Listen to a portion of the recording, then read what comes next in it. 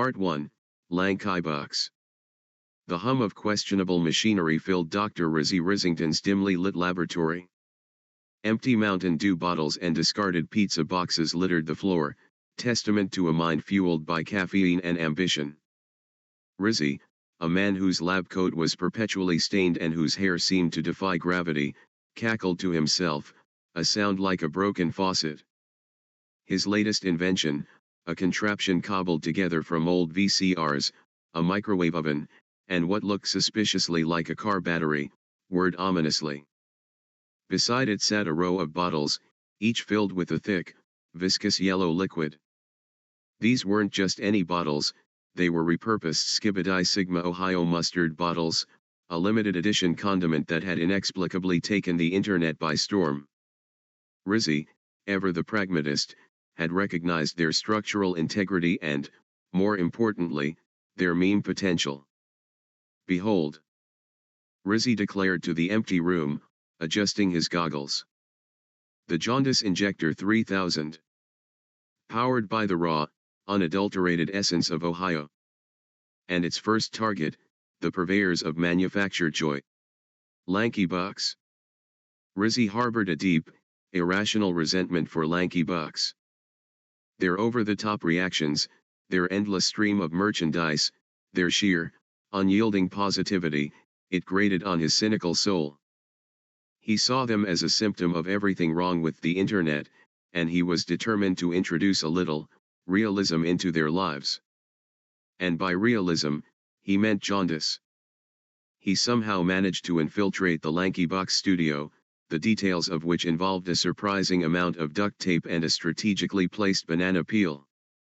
He located the unsuspecting duo, midway through an unboxing video, their faces contorted in exaggerated delight.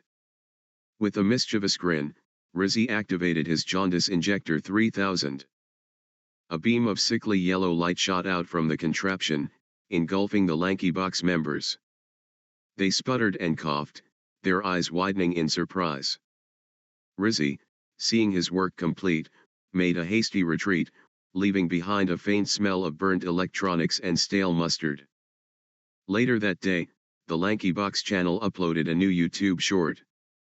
The title was something like OMG. We turned yellow? Crazy experiment gone wrong. The short featured the duo, their skin and eyes a distinctly yellowish hue, reacting with their usual blend of shock and awe.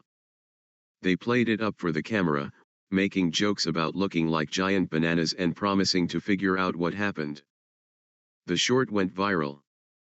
Not in the way Lanky Box usually went viral, with millions of likes and adoring comments.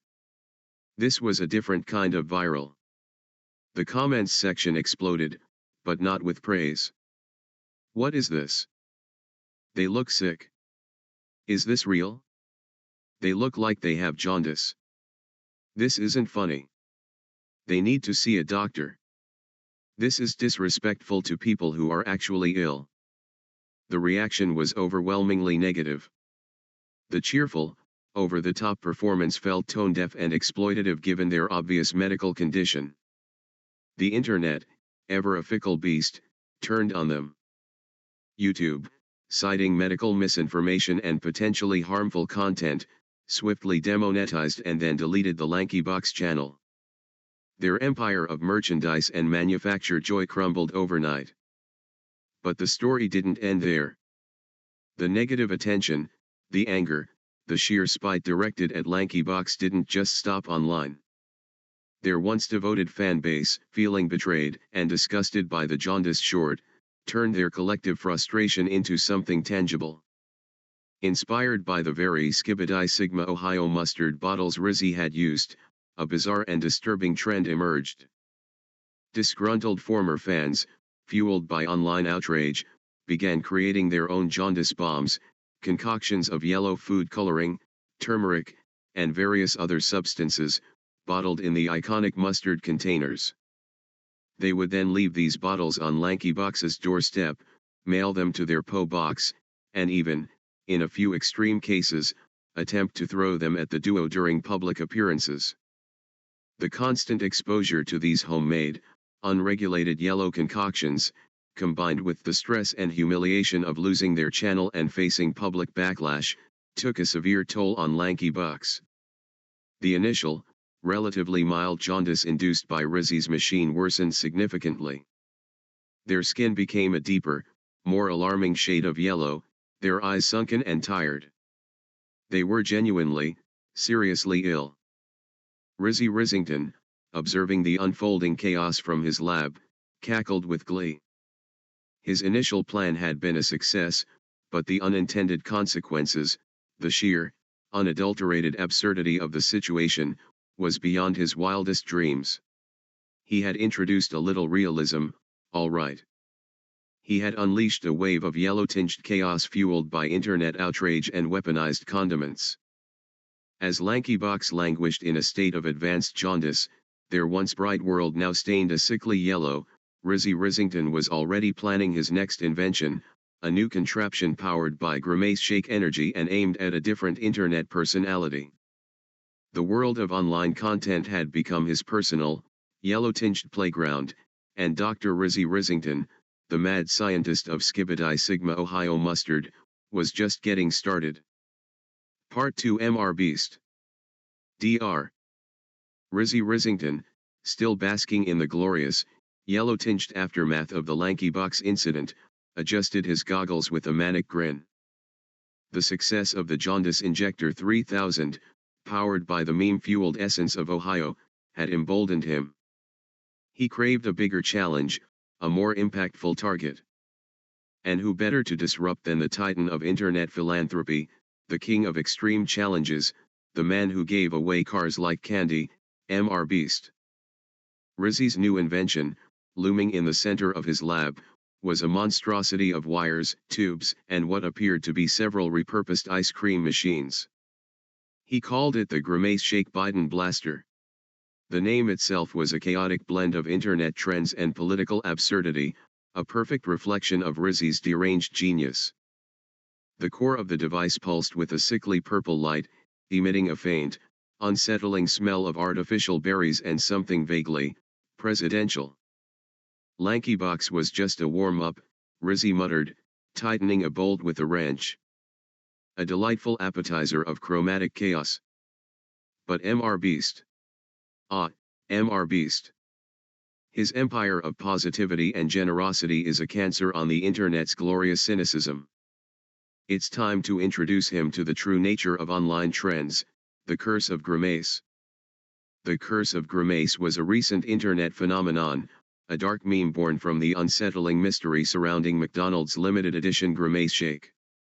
Videos of people drinking the shake and then appearing in bizarre, often unsettling situations had flooded social media, creating a viral wave of morbid fascination.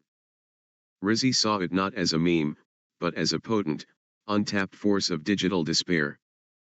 Infiltrating Mr. Beast's sprawling compound was a significantly harder task than sneaking into the Lanky Box studio. It involved more duct tape, a strategically deployed smoke bomb disguised as a party popper, and a surprisingly agile crawl through a ventilation shaft that smelled faintly of cardboard boxes and existential dread.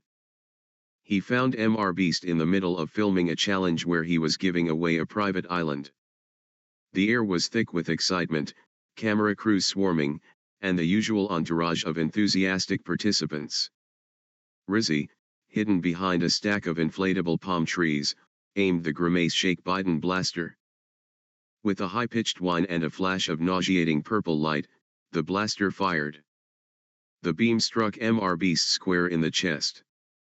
He stumbled back, his eyes widening in confusion. The purple light faded, leaving behind a faint shimmer and a distinct smell of artificial berries. Mr. Beast shook his head, looking bewildered. Whoa, what was that? Felt kinda weird. He shrugged it off, attributing it to a stray camera flash or a weird light effect. The challenge continued, the private island was given away, and Rizzy, his mission accomplished, slipped away into the tropical foliage, a satisfied smirk on his face. But the curse of Grimace was insidious. It didn't manifest immediately. It started subtly. Mr. Beast began to develop a strange craving for the Grimace shake. He'd find himself inexplicably drawn to McDonald's, ordering multiple shakes, his usual healthy diet replaced by a growing obsession with the sickly purple concoction. Then, the strange occurrences began. During a video where he was burying himself alive for 24 hours, the ground above him started to spontaneously sprout purple flowers. While giving away a Tesla, the car's interior inexplicably filled with a thick, purple mist that smelled faintly of artificial berries. His challenges, once epic displays of generosity, took on a bizarre, unsettling edge. Participants would inexplicably start speaking in distorted voices, their movements becoming jerky and unnatural, mimicking the unsettling Grimace effect videos. The internet, ever vigilant, noticed. Comments on his videos shifted from awe to concern, then to a mixture of fear and morbid fascination. Is Mr. Beast okay? Became a common question. He's acting weird. This feels off. Mr. Beast, driven by an unknown compulsion, decided his next major video would be his biggest, most epic challenge yet. He announced it with a cryptic tweet, doing something huge. It's gonna be purple. The video began with Mr. Beast standing in a vast, empty field. He explained the challenge. He was going to summon the ultimate symbol of the curse of Grimace. The camera zoomed in on his face, his eyes wide and unsettlingly fixated. He held a single Grimace shake in his hand. He drank it. As the last drop disappeared, the sky above him began to darken, swirling with a strange, unnatural purple hue. A low, guttural rumbling filled the air, growing louder and louder. The ground trembled. Then, it appeared. Not from the horizon, but from the sky. A massive, impossibly large McDonald's building, complete with golden arches and oversized windows, materialized in the swirling purple clouds. It was falling. Mr. Beast stared up, his face a mask of terror and twisted fascination. He was the epicenter of the curse, the focal point of this bizarre, internet-fueled apocalypse. He had summoned it, and now it was coming for him. He tried to run, but his legs felt heavy, his movements sluggish, as if he were wading through thick, purple syrup. The building plummeted towards him, a symbol of consumerism turned into a harbinger of doom. The last thing the camera captured before the feed cut out was the look on Mr. Beast's face, a mixture of shock, regret, and a strange, unsettling resignation, illuminated by the sickly purple glow of the falling McDonald's. The impact was catastrophic. The earth shook for miles, the sound a deafening roar that echoed across the landscape. When the dust settled, all that remained was a massive crater and scattered debris, the only recognizable piece being a single, crushed Grimace shake bottle. Dr. Rizzy Rizzington, watching the live feed from his lab, let out a triumphant, if slightly unhinged, laugh. He had done it. He had ended the reign of Mr. Beast, not with a bang, but with a bizarre, purple-tinged collapse of fast food architecture. The internet was in shock, then in mourning, then in a frenzy of conspiracy theories and morbid memes. The curse of Grimace had claimed its biggest victim. And somewhere, in the ruins of the fallen McDonald's, beneath the rubble and the lingering smell of artificial berries, lay the crushed remains of Mr. Beast, a testament to the unpredictable, often terrifying power of internet trends when wielded by a mad scientist with a Grimace shake Biden blaster. Rizzy, fueled by his success and the lingering scent of purple, began sketching designs for his next invention, something involving Kai Cenat's Twitch ban and a large quantity of spaghetti. The chaos, it seemed, was just beginning. Part 3, Kai Cenat. Dr. Rizzy Rizzington, a chaotic maestro in the symphony of internet absurdity, felt a sense of profound accomplishment.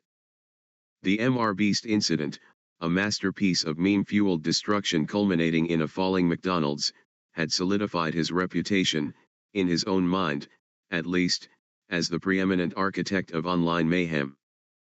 Retirement, a foreign concept to his perpetually buzzing brain, seemed almost within reach. But first, one more grand finale. One more target to bring down with the glorious power of weaponized internet trends. His gaze fell upon Kai Cenat, the charismatic streamer whose infectious energy and rizz had captured the hearts of millions. Rizzy saw not a popular entertainer, but a symbol of the fleeting, often nonsensical nature of online fame. He needed a more permanent form of disruption. Something that would leave a lasting, undeniable mark. His latest contraption, a terrifying fusion of kitchen appliances and high-tech weaponry, was almost complete.